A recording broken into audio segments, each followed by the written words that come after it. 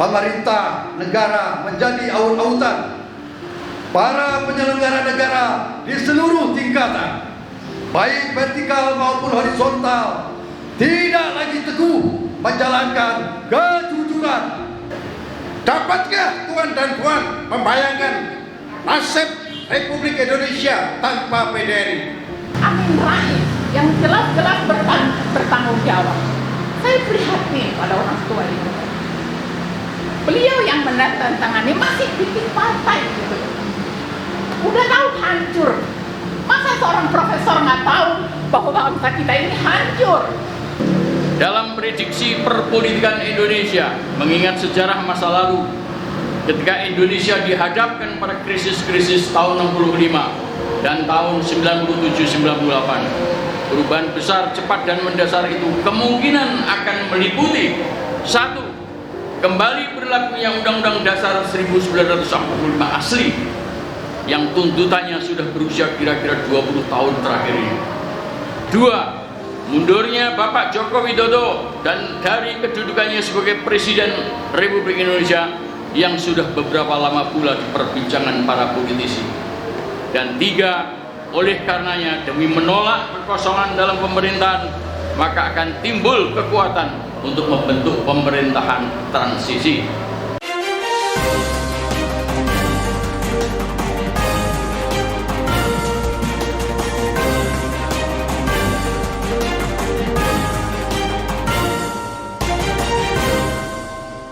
Wankawan TV1.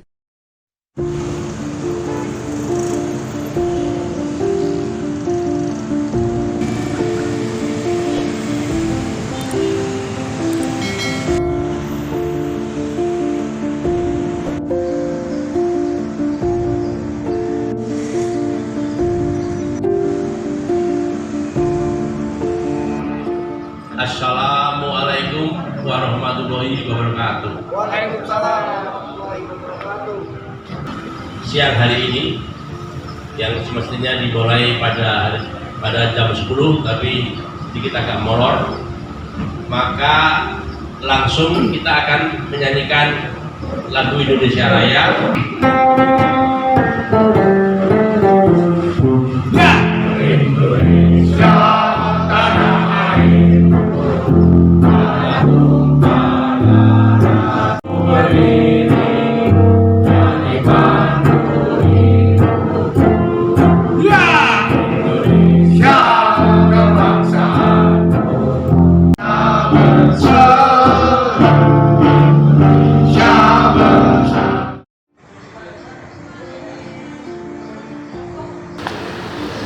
Menyelamatkan Republik Indonesia. Saudara-saudara, pada saat ini kita menghadapi dua krisis besar. Pertama, krisis konstitusi. Pada saat ini yang berlaku adalah Undang-Undang Dasar tahun 2002.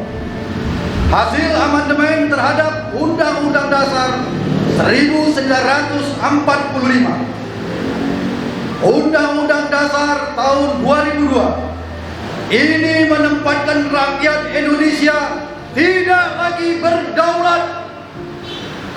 Letak kedaulatan rakyat tidak lagi jelas di mana tempatnya. Saya yakin memang ini merupakan upaya untuk meminggirkan kedaulatan rakyat. Majelis Permusyawaratan Rakyat atau MPR merupakan penjelmaan seluruh rakyat Indonesia. Sudah tidak lagi memegang kekuasaan negara yang tertinggi, di mana Presiden tunduk kepada MPR dan harus menjalankan haluan negara yang ditetapkan oleh MPR. Dalam Undang-Undang Dasar 1945 asli, di dalam MPR berlaku prinsip semua diwakili, bukan semua dipilih. Sehingga di dalam majelis kita mengenal utusan-utusan dari daerah-daerah dan utusan utusan-utusan dari golongan-golongan, maka berlakulah sepenuhnya prinsip semua diwakili, sehingga merupakan penjelmaan dari seluruh rakyat bangsa Indonesia. Dengan adanya Undang-Undang tahun 2002, terjadi pertentangan tentang siapa warga negara Indonesia yang berhak untuk menjadi pemimpin di Republik ini. Pertentangan di antara warga negara Indonesia ini juga terjadi manakala kita mempersoalkan falsafah hidup bangsa Indonesia. Bangsa Indonesia yang berketuhanan yang Maha Esa atau bangsa Indonesia yang tidak berketuhanan dan yang asli. Terjadi pula pertentangan antar warga Indonesia yang berketurunan dan yang asli, antara mereka yang orang Indonesia asli dengan mereka yang baru datang, yang sebelumnya adalah warga negara asing dan pekerja asing. Undang-Undang Dasar 1945 asli juga menegaskan tujuan utamanya, yaitu membentuk suatu pemerintah negara Indonesia yang melindungi segenap bangsa Indonesia dan seluruh tumpah darah Indonesia, dan untuk memajukan kesejahteraan umum, mencerdaskan kehidupan bangsa, dan ikut melaksanakan perdamaian abadi dan keadilan sosial. Tujuan nasional itu diabaikan dalam pelaksanaan Undang-Undang tahun 2002, karena Undang-Undang hasil amandemen itu mengemban paham liberalisme dan paham individualisme. Siapa yang kuat, maka dialah yang menang. Krisis kedua adalah krisis kepemimpinan. Siapapun tidak bisa mengelak bahwa negara ini tidak baik-baik saja. Negara ini tidak lagi menjalankan pemerintahan dengan berdasar hukum. Negara ini bukan lagi Reichstag, namun telah merupakan negara kekuasaan atau Machtstaat. Pemerintah negara menjadi aut-autan. Para penyelenggara negara di seluruh tingkatan, baik vertikal maupun horizontal, tidak lagi teguh menjalankan kejujuran atau veritas, tidak lagi berpegang teguh kukuh pada kebenaran, probitas, dan tidak lagi menjalankan keadilan atau justisia. Di Indonesia dewasa ini sedang terjadi suatu petaka besar bahwa kita tidak menjalankan keadilan bagi seluruh rakyat Indonesia. Para pemimpin tidak lagi teguh bersikap sidik, amanah, tablik, dan patona, serta tawaduk yang tidak sombong dengan kekuasaannya.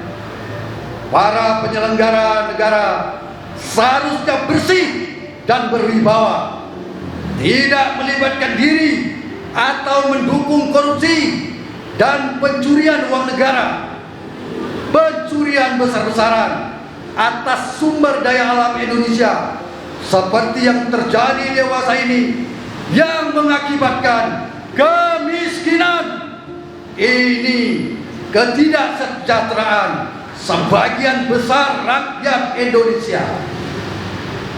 Sebagai akibat dari itu semua, yang bersumber pada dua krisis besar tersebut, kita sekarang menjadi sasaran dan dikepung oleh imperialisme asing dan asing. Semula hanya berupa silent invasion, tapi sekarang sudah menjadi open aggression. Tentu kita semua akan berpikir tentang kedaruratan negara. Kedaulatan negara seperti yang pernah terjadi pada masa revolusi melawan imperialisme asing ketika Soekarno-Hatta ditangkap penjajah pada Desember 1948 dan terjadi kekosongan dalam pemerintahan negara. Kedaruratan negara ini terjadi sekarang akibat dari dua krisis besar tersebut. Krisis yang dapat menghancurkan dan melenyapkan rakyat, bangsa, dan negara itu. Oleh karena itu, Indonesia perlu diselamatkan. Takbir! Jakarta, 22 Desember 2022.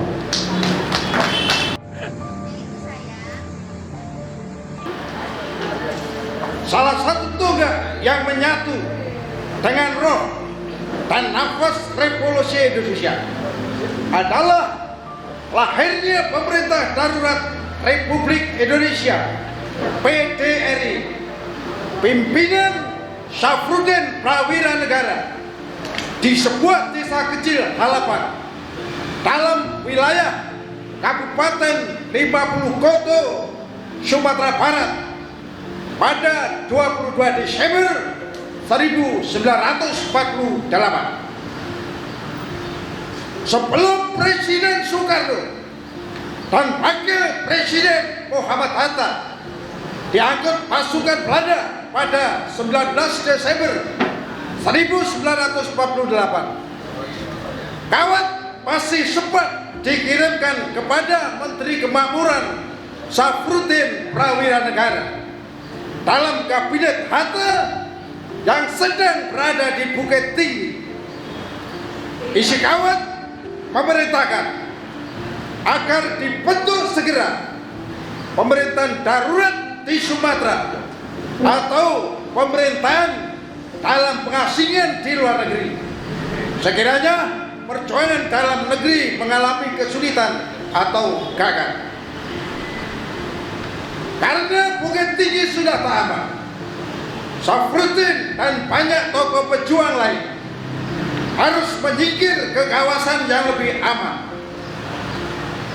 Sekalipun kawat tak sampai karena komunikasi telah rusak, Syafruddin dan para pejuang yang lain dengan cekatan dan penuh rasa tanggung jawab membentuk PDRI dalam kesunyian lingkungan desa 3 hari setelah Soekarno-Hatta tidak bisa berfungsi lagi sebagai presiden dan wakil presiden, dan pemerintah pusat lumpuh. Terjadi kekosongan kekuasaan pada tingkat tertinggi selama 3 hari, tanggal 19 hingga 22 Desember. Dengan lahirnya PDRI yang mendapat dukungan sepenuhnya dari Jenderal Sudirman, kekosongan itu cepat terisi dan mandat sah.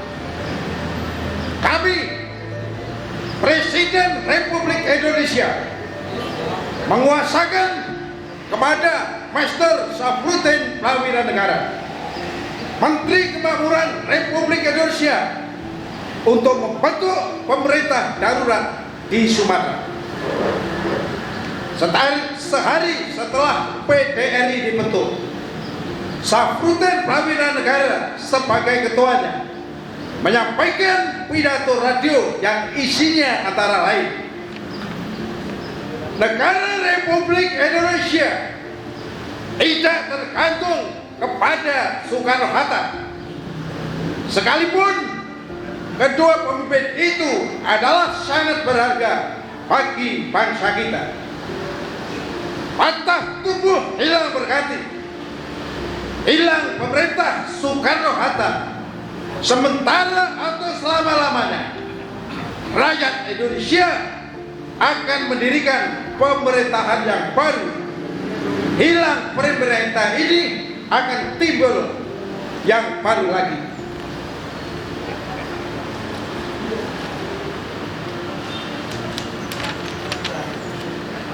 pidato yang penuh optimisme dari seorang patriot nasionalis yang tidak pernah percaya bahwa Belanda akan berkuasa kembali ke Indonesia.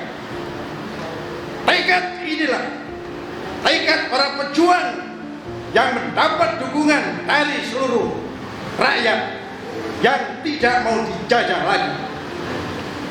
Karena Belanda selalu mengincar pimpinan PDRI.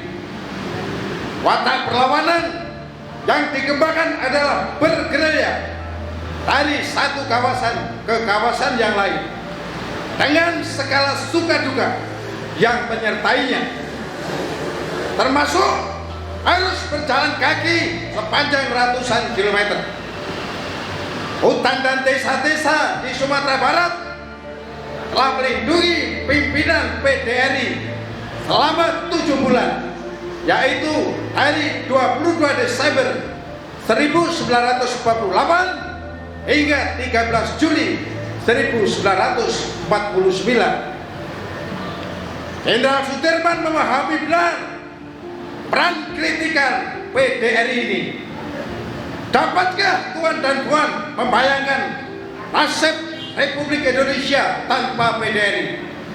Di tengah hantaman propaganda Belanda yang sangat kejar bahwa negara Indonesia telah lenyap dengan tertangkapnya Soekarno-Hatta,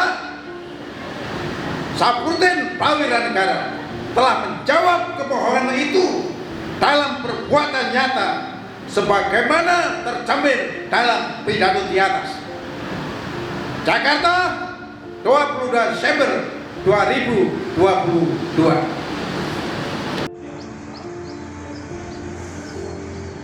Selamat siang, salam sejahtera. Assalamualaikum warahmatullahi wabarakatuh. Waalaikumsalam warahmatullahi wabarakatuh.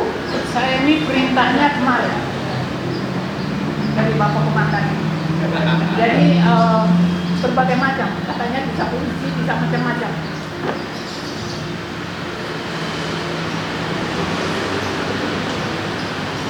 Aku ingin sekali menyampaikan sesuatu untuk rakyat Indonesia siapapun, mau dia penguasa, mau dia aktivis, mau dia buruh, mau dia korban, mau dia pelaku kejahatannya. Diawali tahun 96, saya ingat betul itu ada kit. Saya tanya, ini kit apa sih?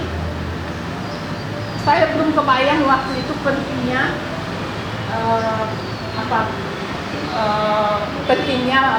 pengontrol pemilu gitu. Karena pola kita kan masih nggak seperti sekarang. Tapi setelah ke belakang baru saya mengerti kit ini ternyata adalah produk dari NDI. NDI ini adalah organisasi yang dibentuk oleh International Regime. International Regime itu semacam kelompok mafia terkuat di dunia yang kerjaannya visinya itu memang sangat kejam sekali. Artinya pokoknya bagaimana ngerjain negara berkembang, mengambil kekayaannya, nggak peduli rakyatnya mau jadi mampus, mau jadi apa, itu nggak ada dalam hitungan mereka. Dan itu terjadi pada kita itu sebenarnya ada 2 tahapan. Pak Harto pernah pada tahun 67 juga menandatangani hal yang dikonsep oleh International Regime, tapi itu masih tentang penanaman modal asing. Itu saja kalau saya pribadi menganggap itu ya kemerdekaannya kemana? Kita udah harusnya merasa kehilangan sesuatu. Tapi itu berlangsung lama kan, Pak, dari tahun 67 sampai ke awal 96. Untuk kita ketahui, salah satu kunci dari berhasilnya amandemen adalah dibuangnya TAP MPR nomor 4.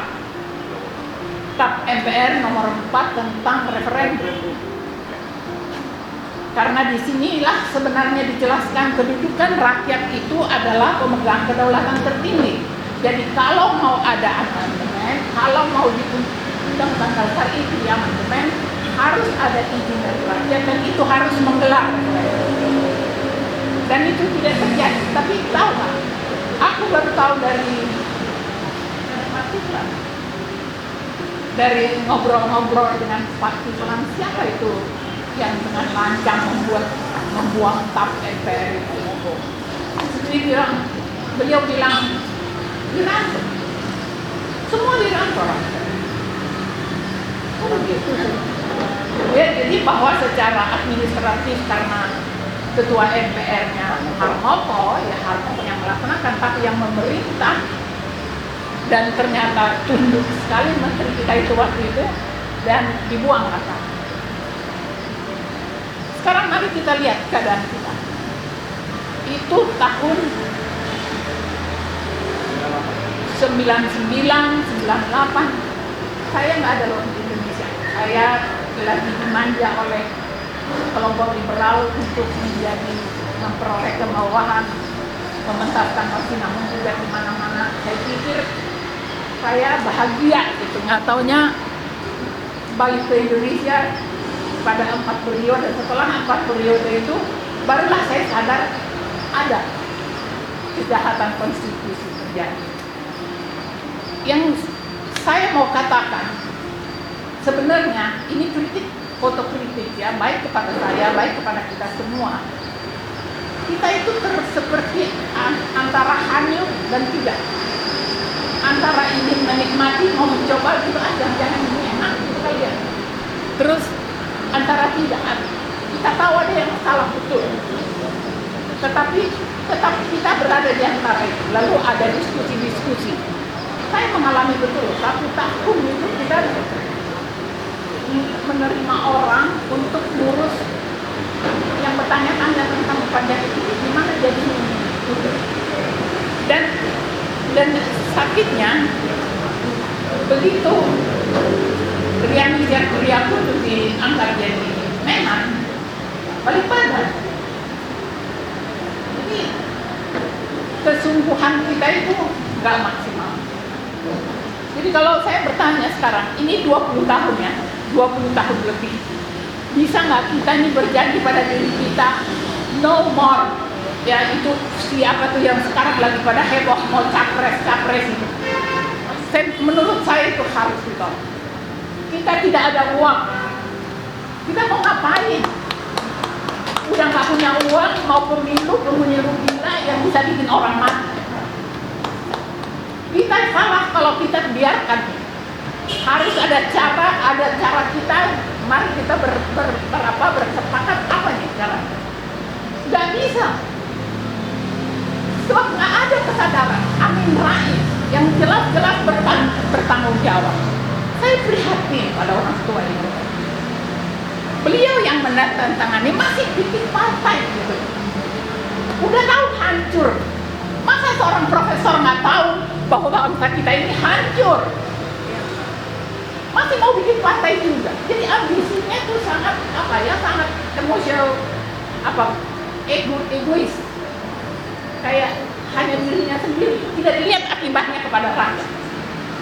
Dan hampir semua STI itu kerjanya kan yang bikin undang-undang tuh semua undang-undang dari undang-undang dasar amandemen keluarlah undang-undang gila yang membuat kita benar-benar secara gratis jadi hancur.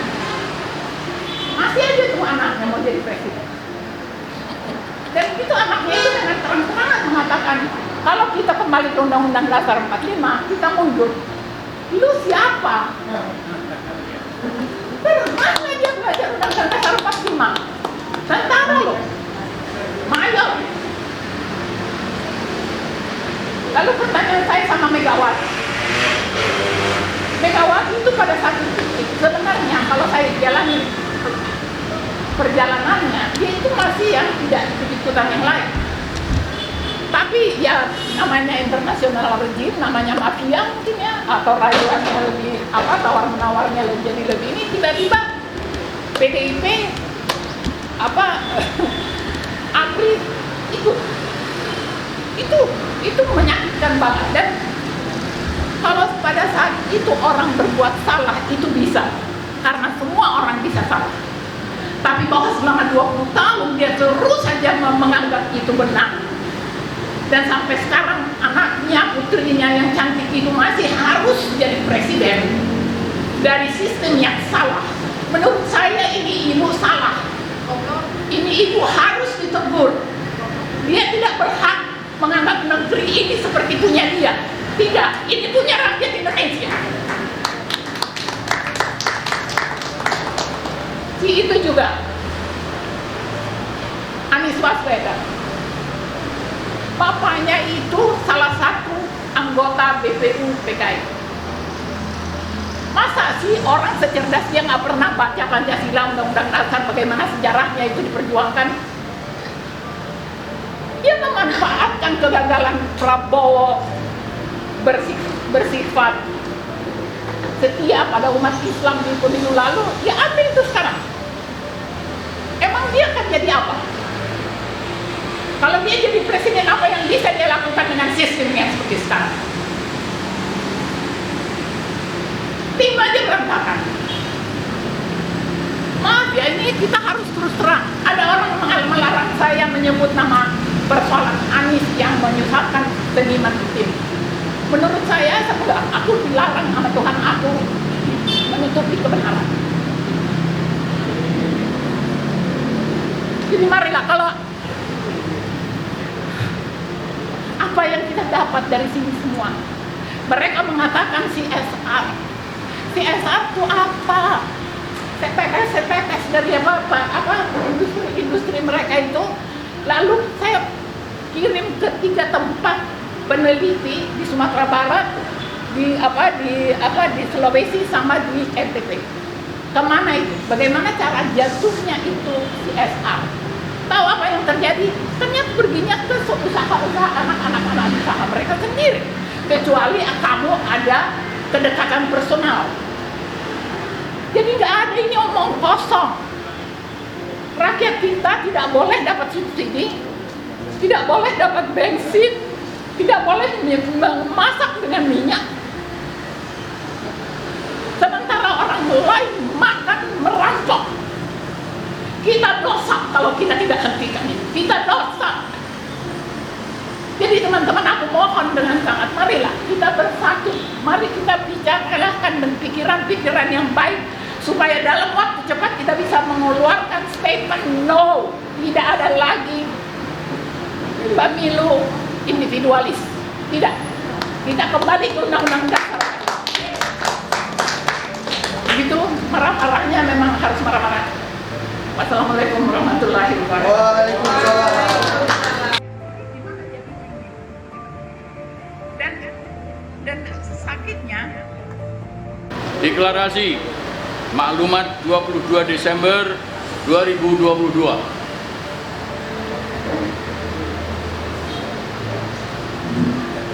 Saudara-saudara, deklarasi yang dimaksud di sini adalah maklumat, yaitu maklumat kewaspadaan nasional, maklumat keprihatinan nasional, maklumat tentang akan terjadinya krisis nasional, bahwa krisis akan terjadinya krisis ekonomi sudah diprediksi oleh pemerintah sendiri, bahwa ekonomi kita akan mengalami keruntuhan atau kolaps pada tahun 2023, bahwa krisis akan terjadinya krisis moneter seperti pada 1997-98 akan berulang lagi.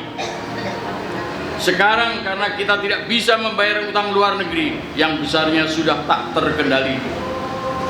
Pada saat kita baru saja bangkit dari pandemi COVID-19 yang melanda dunia, dan kini dunia juga menghadapi krisis pangan dan energi akibat perang di Eropa, perubahan cuaca dan lain-lain, yang mengakibatkan negara-negara di Eropa, Afrika, Asia, Amerika Utara dan Amerika Selatan mengalami krisis inflasi dan meningkatnya biaya hidup yang tidak pernah dialami selama hampir 80 tahun terakhir. Tentunya krisis-krisis tersebut akan berdampak pula ke Indonesia, lebih besar pada tahun-tahun mendatang daripada yang sudah kita alami sekarang dalam skala yang hampir-hampir tidak pernah kita alami selama ini. Oleh sebab itulah kita perlu menyampaikan seruan kewaspadaan nasional. Kewaspadaan nasional tentang akan terjadinya perubahan besar, cepat dan mendasar yang akan melanda republik yang kita cintai ini, yang bersumber pada krisis-krisis dunia tersebut pada penghujung tahun 2022 ini. Tentu saja perubahan besar ini sangat mungkin akan mulai terjadi pada tahun depan, tahun 2023. Oleh karena itu, maklumat ini bermaksud menyampaikan seruan kepada seluruh rakyat Indonesia dari Sabang sampai Merauke, kepada pimpinan dan anggota Majelis Permusyawaratan Rakyat Republik Indonesia yang kita yakini sebagai lembaga tertinggi negara, termasuk di dalamnya Dewan Perwakilan Rakyat Republik Indonesia, utusan daerah Republik Indonesia, dan utusan-utusan golongan Republik Indonesia. Juga kepada pimpinan Mahkamah Agung berikut segala jajarannya, kepada pemerintah Republik Indonesia, serta kepada aparat keamanan dan pertahanan negara Republik Indonesia, agar perubahan besar yang terjadi nanti benar-benar bermanfaat bagi seluruh rakyat Indonesia, bangsa dan negara, dalam upayanya selama ini mencapai cita-cita proklamasi 45, yaitu masyarakat yang adil dan makmur.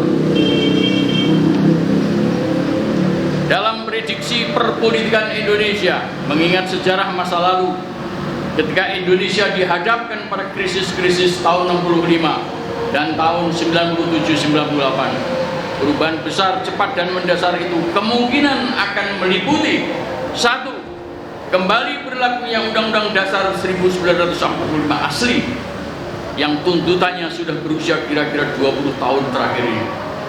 2. Mundurnya Bapak Joko Widodo dan dari kedudukannya sebagai Presiden Republik Indonesia yang sudah beberapa lama pula diperbincangan para politisi. Dan 3, oleh karenanya demi menolak kekosongan dalam pemerintahan, maka akan timbul kekuatan untuk membentuk pemerintahan transisi.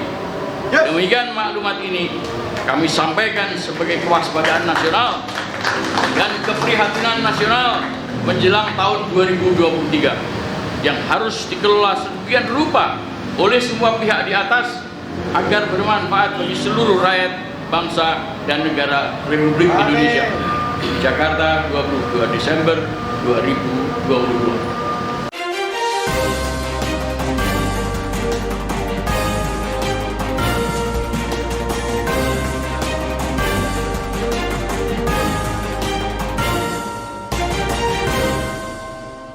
One K1 TV1